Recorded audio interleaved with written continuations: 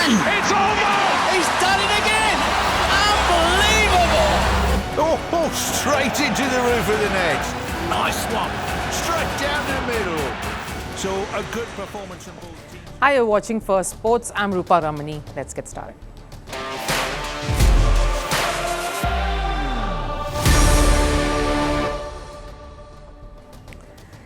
But on the show today, what is it with being young and reckless? Lucknow bowler Digvesh Rathi is living dangerously despite the BCCI reprimanding him.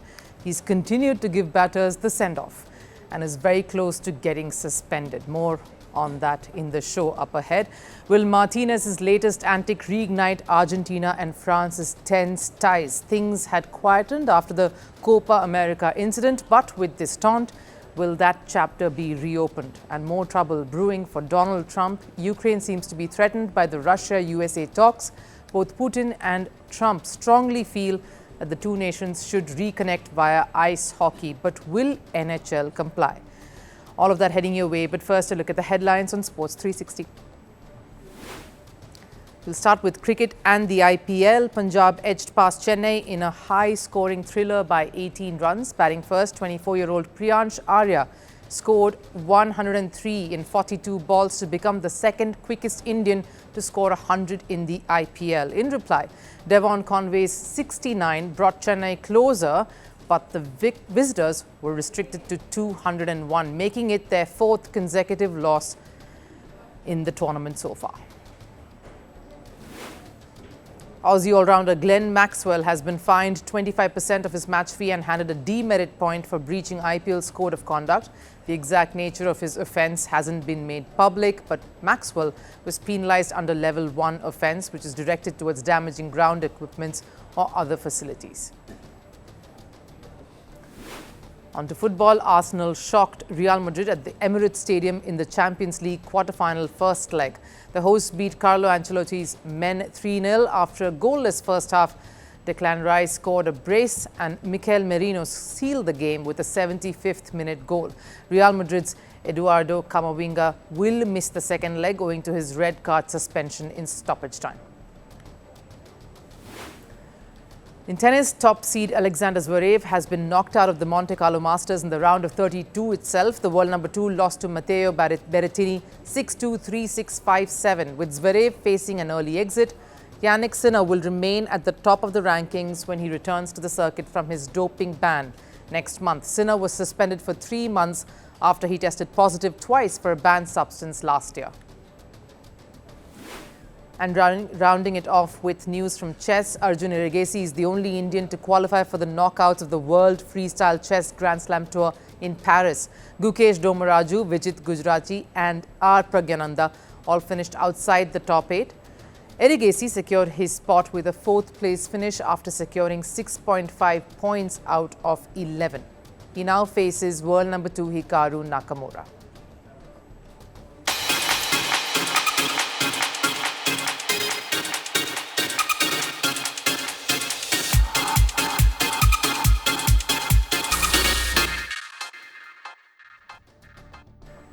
Digvesh Rathi is in the news, and while his bowling has been commendable, he's not making the headlines primarily because of that. It's his celebrations post taking a wicket that's gaining all the attention. The spinner is in the Lucknow team ranks and has been notorious in his spells over the last few matches. And when I say that, I'm not actually referring to his guile, his wit, or his uncanny knack of putting all batters on the back foot. It's more about what he's up to after he's managed to outsmart one of them. It first came into prominence when he decided to give Punjab's Priyansh Arya the royal send-off. And again, when I say royal, I do not mean regal. There was nothing princely about the way he told a young opener to pack his bags and get going.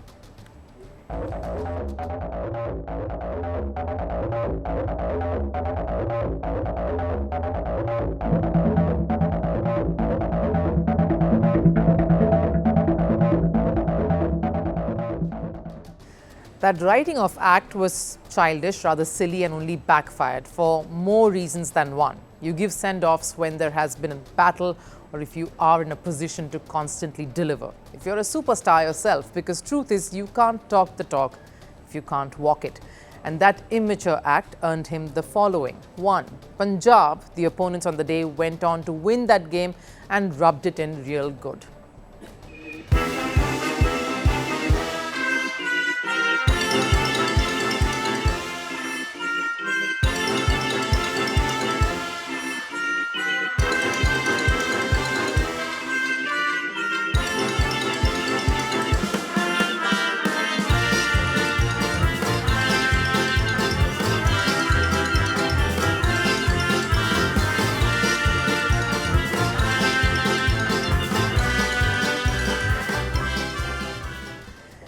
Two, the social media was ruthless thereafter. Rathi was trolled and there was enough ridicule.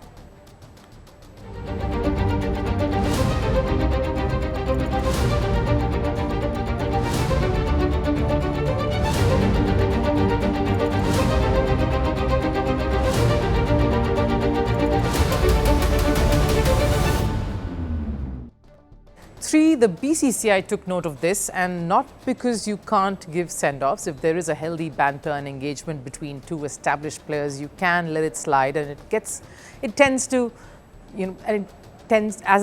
go on the field. But because Rathi was rather mean about it, he made sure he walked right up to Arya, and the manner itself was very intimidating in the worst possible way. So BCCI docked him. He received a demerit point and a fine of 25%. So after all this, you'd think Rathi would have learnt from his run-in and maybe would be more mindful here on, but he was not, because in the very next game against Mumbai Indians, he flipped out his notebook celebration once again upon dismissing Namandir.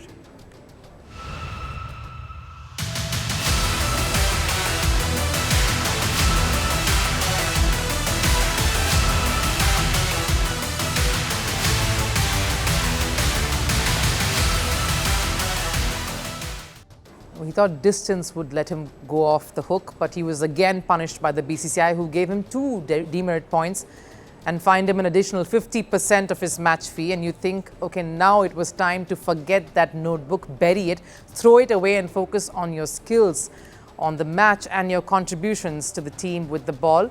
Nope. Lucknow up against Kolkata last night. It was a nail-biting thriller. And on dismissing the dangerous-looking Sunil Narine, Rathi did it again. And this one was a little symbolic. His action does resemble Narine's himself. He was less provocative, but seems like he just doesn't want to give up.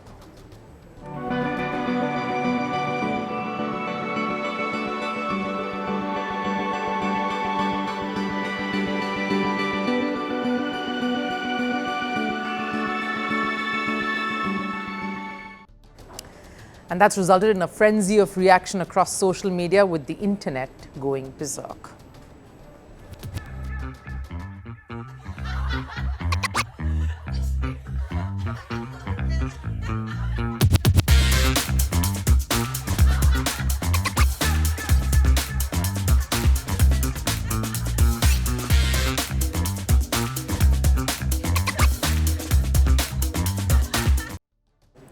He's basically lost more money than he's made in the IPL via his contract through fines.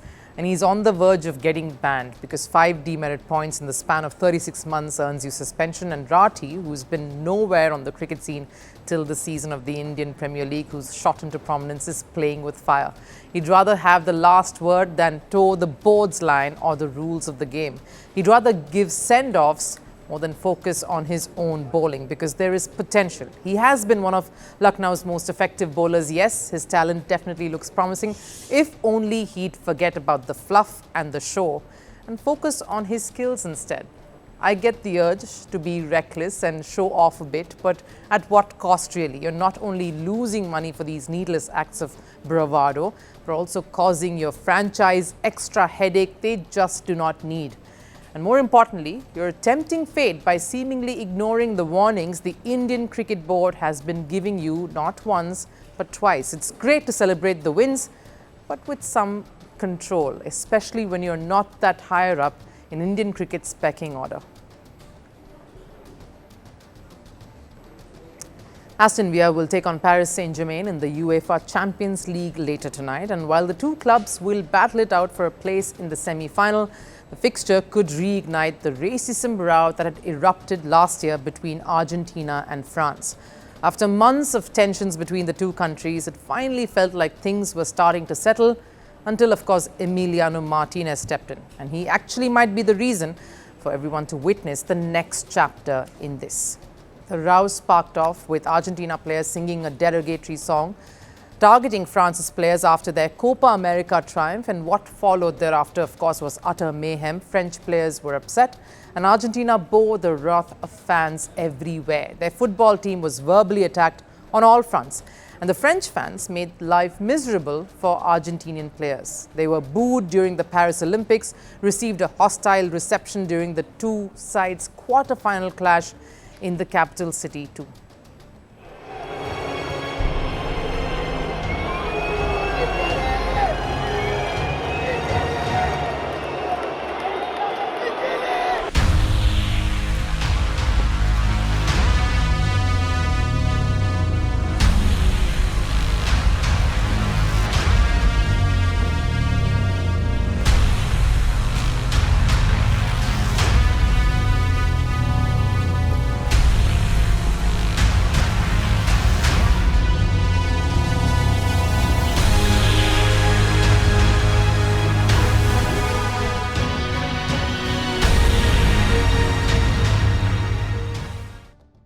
The matter back then had escalated, with top leaders across both countries getting involved. Thankfully, it did not lead to a geopolitical fallout. The silence in the last few months, though, made many believe that maybe we probably saw the end of it all. But the latest episode says otherwise. World Cup winner Emiliano Martinez is threatening to reopen the old wounds, because before the Paris Saint-Germain clash, the Aston Villa goalkeeper entered Paris looking like this.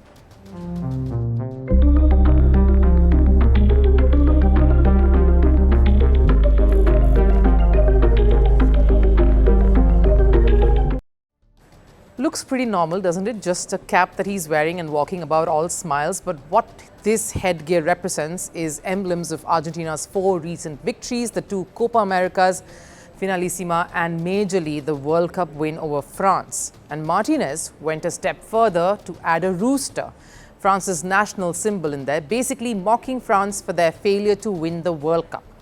Clearly, Martinez doesn't miss an opportunity to rile up the French fans wherever he is, and especially when he's in that city. And he has a history of such incidents, especially involving France. He celebrated the World Cup win in Qatar with a rather obscene gesture, all directed towards the French team.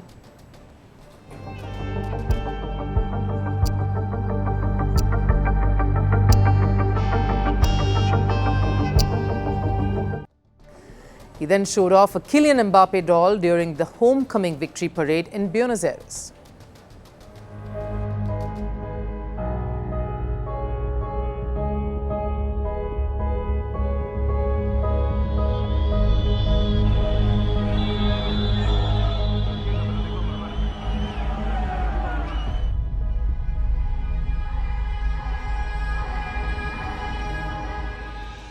Ever since that World Cup triumph, the Aston Villa goalkeeper has looked for any opportunity to target and taunt the French players. Because of his latest act, Martinez will be the prime target during the Aston Villa and PSG clash, something that even Villa manager Unai Emery feels. When Emery was asked about Martinez's cap, he agreed that the footballer might face some backlash. I think he is more mature. He is a better player, a better goalkeeper, and now my conversation with him is always the same. Focus on football, focus on individual challenges you have, and try to manage as well everything you are achieving and the levels you are breaking. Try to control the emotions it brings you. Emery says the footballer has become more mature, but clearly the act in Paris wasn't one that displayed much maturity. Winning a World Cup is huge, yes, especially for Argentina, but there are many more sensible ways of making that moment immortal.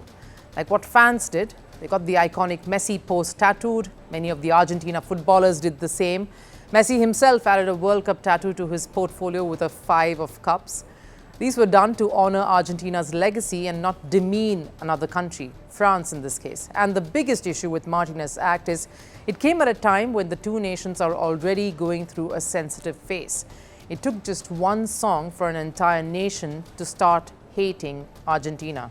And just when the fire was about to die out, Martinez's act has added more fuel to rekindle the simmering tensions between these two nations. US President Donald Trump's decision to end Russia's sporting hiatus hasn't gone down too well among fans. While Russia has been cornered across sporting disciplines ever since their Ukrainian invasion, America has offered rehabilitation of Russia on the ice hockey rink at least. During a call between the two leaders last month, Russian President Vladimir Putin proposed a link-up between the American Hockey League, NHL, and the Russian League, the KHL. And Trump seems to have expressed his support on the matter, a decision that was likely to ruffle feathers given the sensitivity of the situation. And the first reactions have come in, and they've come from Ukrainian fans living in Canada and America. They've called on the NHL to reject any collaboration with the Russian continental hockey. And while the league has been silent on the whole matter, the question is which side will they be on? Here's our next report. A fresh controversy has erupted to upset the talks between Russia and the United States.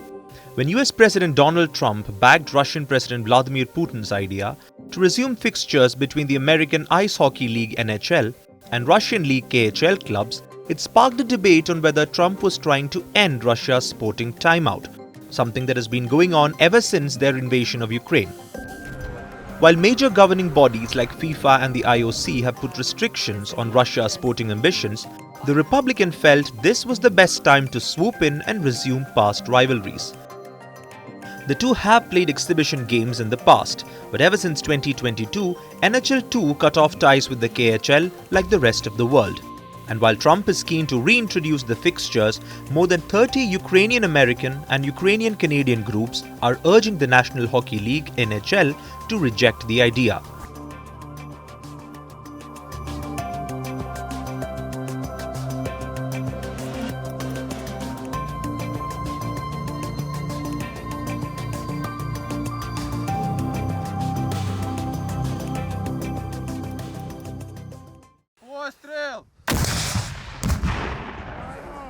While the war itself is enough reason for strong opposition from the Ukrainian fans, the fact that many Ukrainian athletes have died or been held captive in this never-ending war has put Russia under the spotlight. At least 591 Ukrainian athletes and coaches have been killed, 22 are held in captivity, 11 missing, and around 725 sports facilities damaged. So what the Ukrainian groups are claiming is that if any organization is associating with Russia, they are promoting Russia's bloodbath in Ukraine's sports industry. And while there have been tensions over the whole matter, the loudest silence is from the one body that really matters, the NHL. They have neither agreed to Trump's decision, nor have they denied it completely.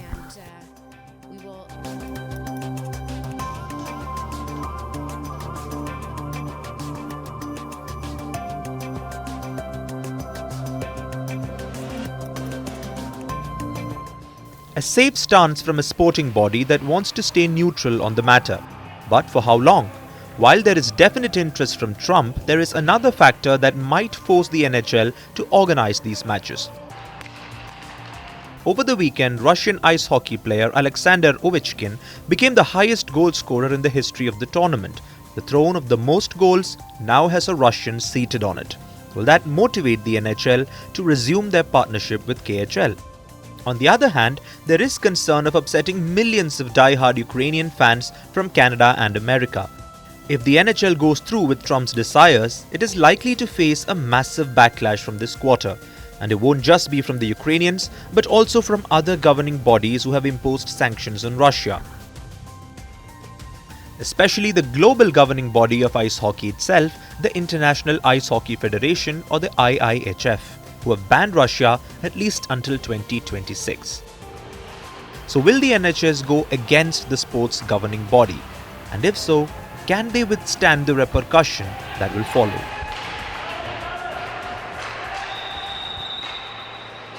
Time for last serve. Tennis star and icon Billie Jean King added another star to her name. She received the 2,807th star on the Hollywood Walk of Fame. Former basketball player Magic Johnson had special praise for the former world #1. Take a look. Ladies and gentlemen, on behalf of the Hollywood Chamber of Commerce, we are so proud to welcome the newest Walk of Famer, Billie Jean King.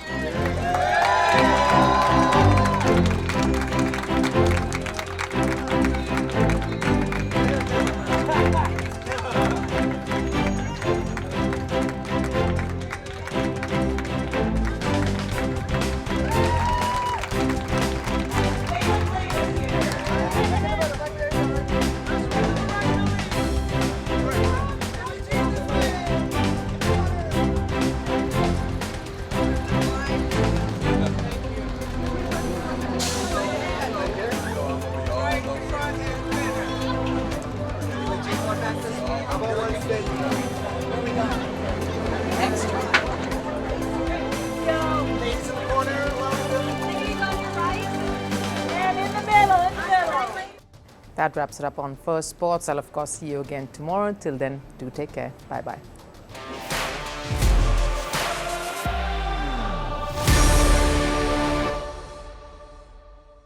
Greeting you with aloha and namaste. No, I love India. Presence, occupation of a territory by another country pertains to India. What we saw in Kashmir. How do you see Trump's America? Yes, the current administration behaves differently from the previous administration.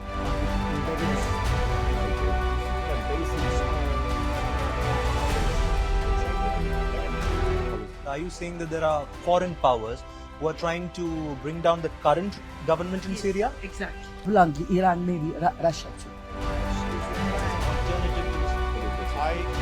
Prime Minister Modi committed to South-South, cooperation.